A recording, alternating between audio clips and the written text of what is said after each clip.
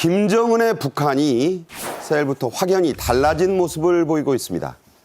남한 쪽을 회색으로 덧칠한 그리고 지명 자체를 아예 남쪽은 표기하지 않은 지도가 처음으로 공개됐습니다. 또 아버지 김정일의 생일에서 늘 써오던 광명성절이란 표현이 싹 빠졌습니다. 김정은 우상화 그리고 두 국가론이 본격 발동된 것으로 보이는데요. 영상으로 보겠습니다.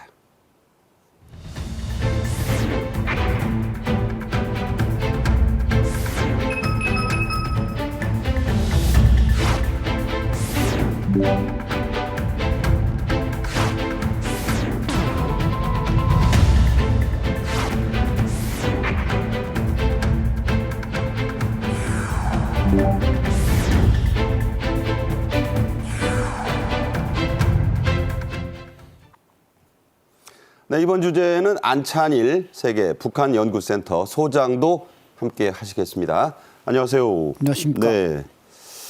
자, 북한이 새해 들어 물론 나온 거는 작년부터라고 하는데 이른바 조선지도라는 걸 처음으로 대회에 공개했습니다. 북한이 공개한 건 아니고요.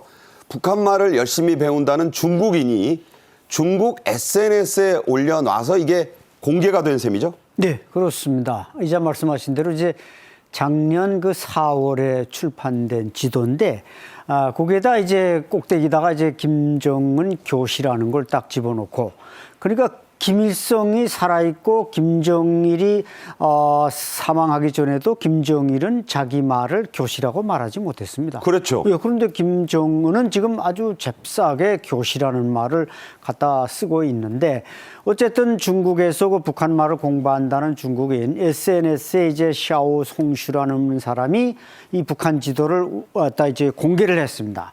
오픈했는데 가장 특징적인 것은 38선 이남, 휴전선 이남 한국 부분을 회색으로 칠해버리고. 그러니까 그 사람은 지금 저렇게 북한 쪽만 올려놨는데 예. 강원도 이하가 다 회색이에요, 지금. 네, 맞습니다. 이게 회색이라는 게 사실 알고 보면 좀 기분 나쁜 색 아닙니까? 회색주의자라고 하지 않습니까? 회색주의라는 말이 있듯이. 저렇게 돼 있어요. 예. 저 한국이라고만 하고 뭐 아무것도 없습니다. 네, 다른 색도 아닌 회색을 똑 칠해놓고 그래도 다행히 한국이라고 과거엔 이제 남조선이라고 불렀는데 이제 두 개 국가로 나오다 보니까 그 한국이라고 이름은 똑 줘놓고 그게 무슨 울릉도, 독도, 뭐 제주도 이런 표시도 없이 저렇게 만들어 놨습니다. 그 올린 중국인이 괴뢰 한국이라는 표현을 썼는데 그 사람도 이 북한에서 쓰이는 말을 그대로 한번 옮긴 건가요? 네, 옮겼을 뿐이지 뭐 그 사람이 어떤 사상적인 잣대를 들이대서 쓴 표현은 아닌데 어쨌든 그 지도를 자기가 이제 오픈하면서 북한에 좀 유리한 말을 써야 되니까 괴뢰 한국이라고 쓴 것 같습니다. 자, 이 지도 내용 하나씩 찬찬히 좀 뜯어보겠습니다. 가장 눈에 띄는 게 말씀하신 대로 남한 부분은 회색으로 덧칠하고 그냥 한국 이렇게만 써 있고 전에는 표기되던 남쪽 지명들 아예 전혀 표기하지 않은 거죠? 네, 그렇습니다. 그걸 빼놓음으로써 두 개 국가론으로 만들되 일단 남조선의 주권을 좀 무시하고 국제법적으로 어떻게 저런 지도를 만들 수가 있습니까? 그렇기 때문에 자신만 돋보이는 한반도의 주권 국가는 자기네뿐이다. 마지못해서 한국이라는 이름을 썼지만 제대로 쓰려면 대한민국이라고 써야 되는데 이런 북한의 어떤 사상적 의도가 깔려 있습니다. 자, 오른쪽 하단 구석에 제작일을 넣었고 그 제작일에 따르면 말씀하신 대로 2024년 4월에 찍었는데 원래 이게 2012년 버전, 2018년 버전이 있었죠? 네, 그렇습니다. 그러니까 북한이 작년 1월에 두 개 국가론을 내놓고 그때 뭐 김정은이 지시에 따라서 외무상 최선이라든지 뭐 통전부 고문 김영철이 모여서 뭐 어떻게 분단 국가를 고착화시킬 것인가를 를 맞대고 토론했는데 결국 지도도 저렇게 만들자. 거기서 이제 토론이 저렇게 결과가 나왔다는 게 이제 저게 그림으로 나타났고 또 남쪽으로는 이제 마라도 남쪽 끝이라든지 독도라든지 여기를 해서 뭔가 두 개 국가론을 강조하고 또 통일을 부정하는 우린 통일할 생각이 없어 따로 살자. 뭐 이런 걸 이제 강조하고 있습니다. 네, 저 조선지도를 가르쳐서 한국은 우리나라와 다른 나라다. 아예 외국이다. 이렇게 지금 얘기하려는 게 김정은의 그 속내입니다. 최근 김정은은 아버지 김정일은 물론이고 그렇게 따라하려고 애썼던 할아버지 김일성 지우기도 거의 끝냈다는 분석이 나옵니다. 자, 이게 맞습니까? 네, 그렇습니다. 뭐 꼬리 자르기인지 아니면 그 조상을 끌어내리고 제가 그 자리에 들어가겠다는 건지 복합적인 의도가 있겠습니다만은 어쨌든 지난해 이제 김일성의 4.15 소위 그 태양절을 없애버렸고 이 말을 없애고 그냥 4.15 명절 이러더니 지금 아마 금수산에 있는 태양궁전의 이름을 어떻게 바꿨는지 그게 아직 드러나지 않았지만 네. 이제 지적하신 대로 광명성절 2월 16일 김정을의 생일도 지금 사용 안 하는 거 보면 며칠 안 남았어요? 예, 며칠 안 남았는데 이걸 안 쓰는 거 보면 이것도 역시 지난해부터 삭제되었다 이렇게 봐도 될 것 같습니다. 네. 그 아버지를 광명성으로 떠받드는 거를 아들이 안 하고 있다는 것만 봐도 이게 보통 일은 아닙니다.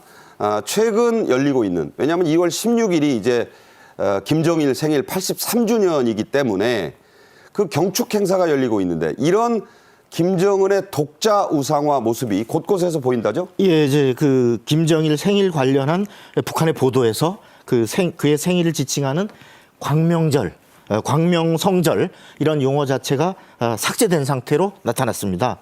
지난 3일 날 경축 사진, 이 김정일의 83회 생일을 기념하는 전람회가 개막이 됐는데 저거예요? 예, 네. 여기서 김정일과 김정은을 소개할 때도 이게 김정일 생일 기념인데 김정일과 김정은을 거의 같은 비중으로 그나마 아버지니까 한 반 해준 것 같아요. 예, 반 해주고 네. 같은 비중으로 소개를 했고요. 그리고 노동신문의 경우는 이 83년 전 2월 그날을 언급하면서 위대한 장군님이라는 표현은 쓰면서도 정작 김정일이라는 이름 석자는 거론을 하지 않았습니다. 그러니까 그 위대한 장군님이 사실 김정은을 연상하도록 하려는 거 예, 아니냐. 은연중에 예. 김정일이라는 용어 자체를 쓰지 않고 이름 자체를 쓰지 않고 이렇게만 표현을 한 것이 이제 의도가 굉장히 또 궁금했고요. 또 하나는 노동신문이 이제 작년 4월달에 김일성 생일인 그들이 표현하는 태양절, 그다음에 작년 2월에 그 김정일 생일을 표현하는 광명성절 표현을 쓴 이후로 이제 그 두 표현은 북한의 어떤 공식 보도에서도 매체에서? 예, 공식 매체에서 찾아볼 수가 없게 됐습니다. 네, 사실상 지운 겁니다. 네. 자, 그래서 김정은의 독자 우상화 작업이 이제 착착 진행되고 있는데 이게 끝나는 시기에도 이제 그 관심이 모입니다. 그래서 그게 끝났다고 보는 걸 언제로 김정은은 판단하고 있을까요? 네, 아마 나름대로 계산이 있겠습니다만은 김정은이 올해 41살 아닙니까? 네. 그렇기 때문에 뭐 제가 볼 땐 저 사람이 살아있을 때까지 계속 될 것이고 이른바 뭐 사회주의 대가정 그게 이제 자기가 아버지라는 이런 어떤 뭐 장려 유서 우리나라의 그 6.25 사상을 주체 사상이 그 6.25 사상을 교묘하게 이제 이용을 하고 있습니다. 그렇기 때문에 그 우상화 작업은 계속 되는데 여기 이제 항공쇼라든지 조명쇼 그다음에 또 인공지능 AI 기술까지 지금 배합을 해서 하기 때문에 이 김정은의 우상화는 앞으로도 더 계속 진행되리라고 보고 지금 현재 초상화까지 내걸었지만 또 초상 배지까지 나오지 않았습니까? 제가 볼 때는 김일성이 72년에 만수대의 그 제일 동양에서 높은 동상을 세우면서 우상화가 본격화됐는데 네. 아마 김정은이 자기 아버지를 지금 이제 말씀들 하신 대로 아버지 할아버지를 지우고 있는데 그렇다고 동상을 또 잡아뜨릴 수는 없는 거 아니겠습니까? 네. 거기다가 자기 동상도 갖다 같이 세우려는지 근데 그걸 위에다 세울지 글쎄. 옆에다 세울지 예, 아무도 예측 못하지만 그 동상은 꼭 또 세울 것 같고 그게 아마 좀 마감 단계일 것 같고 올해 말이나 내년쯤에 노동당 구차당 대회가 열립니다. 네. 거기서 아마 김정은 우상화에 대한 어떤 가이드라인이 확고하게 나올 것 같습니다. 그래서 전문가들은 자기 생일을 북한 공휴일로 지정하고 각 가정마다 김정은 초상화를 다 걸게 하면 그게 종지부가 될 거다 이런 말도 해요. 네, 맞습니다. 1월 8일이 이제 김정은의 생일인데 근데 문제는 지금 고향을 또 이제 그 김정은이 공개를 못 하고 있습니다. 그게 원산인데 네, 원산인데도 공개를 못 하는데 삼지연이라고 하겠죠. 삼지연으로 아마 조작할 가능성이 대단히 높습니다. 네. 자, 좀 두고 보겠습니다. 한술 한다고 알려진 김정은이 최근 술 접대 좀 받았다고 지방 간부들 40여 명을 아주 맹렬히 비난했다고 합니다. 비난이 중요한 게 아니라 일종의 그 작전이라는 얘기도 있어요. 네, 이게 뭐 일종의 이제 아마 김정은이 트릭을 쓰는 건데 어떻게 또 외형적으로 보면 이제 김정은식 북한판 부패와의 전쟁 뭐 이런 거라고도 네네. 우리가 말할 수 있습니다만은 김정은이 그 노동당 비서국 8차 30차 회의에서 이제 이와 같은 그 지방 간부들의 부패, 특히 뭐 이제 남포시 온천군당 그다음에 저 자강도 시중군 뭐 당 간부들이 무슨 군당 시당 전원회를 하고 40명이 모여서 음주를 했다. 뭐 음주해봤자 뭐 돼지고기 뭐 넣고 술 좀 먹었겠죠. 당간부 40명이 돼지 한 마리 못 잡겠습니까? 아, 그렇죠. 그건 뭐 북한에서는 이미 비일비재한 일인데 이걸 뭐 특대형 지금 범죄다. 김정은이 이렇게 하는 건. 자기 만찬에 비하면 뭐 형편없이 초라한 건데. 그렇죠. 김정은이 아마 파티할 때 무슨 연회 차릴 때 한 식탁 한 테이블의 값도 안 들어가는 고기 추념점 했기로서니 그걸 가지고 지금 문제를 하고 노동당이 시끌벅적한 건 뭔가 이 지방 경제가 잘 안 되니까 이 지방당 사람들을 좀 잡기 위한 그런 작전이 아닌가 보여집니다. 네.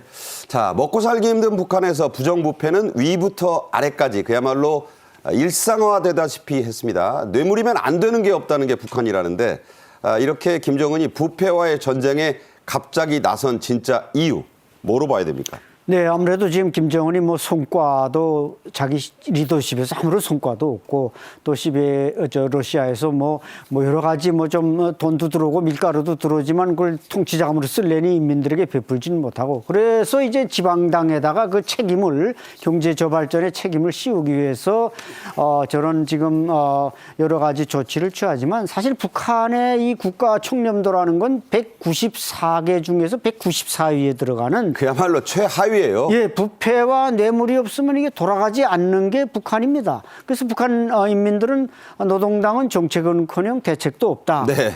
그리고 뭐 정말 노동당은 노골적으로 해먹고 보이성은 보이지 않게 해먹고 안전성은 안전하게 해먹고 참 재밌게 말해요. 노 보보 또 안전성은 안전하게. 그리고 국방성은 국가적으로 해먹는다. 국가적으로? 네. 이렇게 해서 이제 부패 지수가 높다 보니까 그 책임을 지방에다가 떠넘기려고 지금 트릭을 쓰고 있다고 봅니다. 네.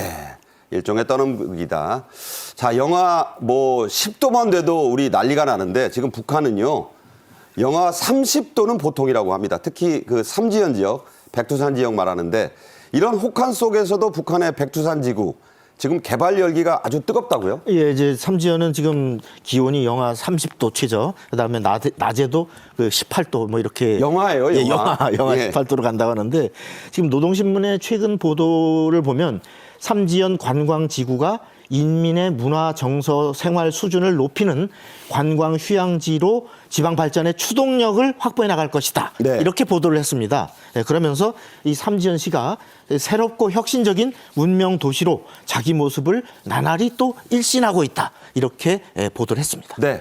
자, 이 삼지연시에 있는 이른바 포태지구라는 곳은 전에는 잘 저도 못 들어봤어요. 그런데 여기에 북한이 외화벌이를 위한 대규모 스키 리조트를 지을 거라죠? 네, 그렇습니다. 이제 박 의원님께서 설명하셨듯이 이게 삼지연이라는 게 2019년 전까지 군이었습니다. 근데 이걸 시로 승격시키고 또 관광 특구로 만들어 버렸습니다. 그래가지고 이 포태지구에 그 북포태산이 있는데 그 밑에다 이제 스키장을 만든다는 겁니다. 이거 험준한 게 스키장은 만들 수 있겠어요?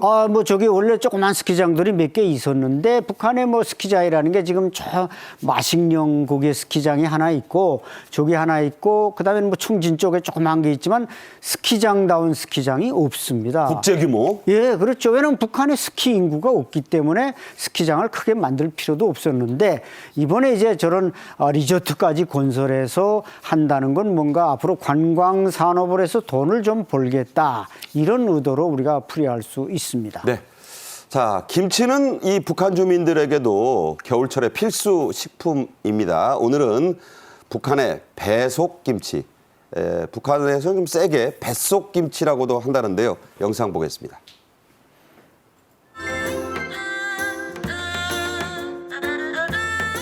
배 안에다가 이렇게 김치, 배추나 야채를 다 썰어 넣어가지고 배속 김치예요. 이게 지금 김치거든요. 배 안에다가 연 배속 김치. 묵, 미, 그 정상회담 할 때 네. 그때 북한 북측에서 선물을 가져왔던 게 배에서 김치예요. 짠! 어른들하고 같이 먹고 싶어요. 뭐 부모님들, 뭐 어머니, 할아버지 이렇게 같이 먹고 싶을 정도로. 네, 저 배속김치 문재인 전 대통령에게도 구경시키지 않았던 것을 트럼프 대통령에게는 맛을 보였죠. 그 정도로 저게 귀빈용입니다. 자, 일반 북한 주민들 구경조차 하기 힘든 어려운 음식이라는데 실제로 북에 계실 때 드셔보셨어요? 뭐 말도 못 들어본 김치입니다. 그러니까 북한에서 보통 국가 수반급 국빈이 오면 저걸 내놓고 아니 아니라 우리 대한민국에서 뭐 대통령을 비롯해서 평양 갔다 왔다는 사람들이 많은데 그 사람들이 저 뱃속김치 먹어봤다고 말하는 거 한 번도 못 들어보셨죠? 그러니까요. 예, 그래서 트럼프 말하자면 2019년 2월 뭔가 그 빅딜을 구상하려다가 판이 깨졌습니다만 이때 이제 북한이 저 뱃속김치를 들고 간 겁니다. 그러니까 그 열차를 열몇 시간 타고 가면서 가져갔다니까 대단한 거죠. 그렇죠. 아마 배는 별도로 가져가고 김치만 또 따로 가서 집어넣었길래 망조이지 저걸 뭐 같이 해서 가져갔다면은 아마 다 문드러져서 먹기가 어려울 텐데 어쨌든 북한에서는 저건 뭐 정말 상당히 높은 사람만이 먹어볼 수 있는 김치입니다. 네. 자, 일반 주민들 얘기를 좀 해야겠죠. 북한의 겨울 별미들로는 여러분도 들어본 것들이 꽤 있습니다. 자, 어떤 것들을 주로 먹나요? 네, 뭐 이것도 사실은 평양의 뭐 청류관이나 뭐 대동강 식당이나 이런 데서 파는 건데 이제 어복쟁반이. 저건 저 한국에도 있어요. 예, 뭐 비슷한 게 많이 있습니다. 여기도. 가릿국밥은 저는 처음 들어봅니다. 저게 이제 갈비, 북한 말로 이제 가릿이라는 사투리, 갈비국밥입니다. 북한 갈비탕이네요. 네, 그러니까 북한판 갈비탕인데 저것도 뭐 우리처럼 이렇게 통째로 된 갈비가 들어가지는 못하고 그냥 살이 들어가는 경우가 많고 그다음에 이제 뭐 녹두지짐 뭐 이런 것도 북한에서 특식이고. 녹두지짐은 뭐 우리하고도 비슷하네요. 예, 비슷한데 좀 고기는 좀 크기가 조금 다르고 그다음에 뭐 냉면 같은 거 이런 건 뭐 우리도 이제 많이 오히려 대한민국이 더 많이 먹죠. 근데 어복쟁반은 우리가 그 말만 딱 들어가지고 대한민국 국민들이 오자가 들어가니까 무슨 고기 오자냐 이게 아니고 그냥 소고기, 돼지고기 들어가는 저거지. 북한은 또 생선 요리가 대단히 귀합니다. 그렇죠. 네, 북한 사람들이 먹는 그런 것들은 이 탈북 주민들에 의해서 우리나라에서도 여러분 맛볼 수 있는데 맛이 같기도 하고 좀 색도 달라진 점도 있다고 합니다. 자, 남북한에서 공통으로 즐기는 간식도 있고 또 같은 생물을 남북한이 다르게 부르는 경우도 있죠. 예, 이제 북한의 겨울 간식의 경우는 그 오징어, 동태, 그다음에 왕새우 이런 말린 음식들이 인기인데 건어물. 예, 네. 건어물. 뭐 우리나라에서도 뭐 안 먹는 거 아니고 또 미역 튀긴 꽈배기 이런 것도 겨울철에 인기가 있다고 합니다. 특히 이제 군밤의 경우는 아마 북한에서도 그렇고 우리도 뭐 겨울철 군밤 많이 이렇게 사 먹잖아요. 여기서 소개하기를 군밤은 네. 북한 청춘 남녀들의 데이트 장소다. 예, 데이트 네. 장소다 이렇게 하는데 재밌는 거는 북한에서는 우리의 오징어를 낙지라 그러고 네. 우리의 낙지를 오징어라고 부르는 또 이런 차이도 굉장히 재밌는 차이 같습니다. 네. 그러니까 낙지와 오징어를 서로 좀 다르게 반대로 부르고 있다. 참고하시면 좋겠어요. 안찬일 소장, 박성원 위원과 함께 말씀 나눴습니다. 잘 들었습니다. 네. 감사합니다.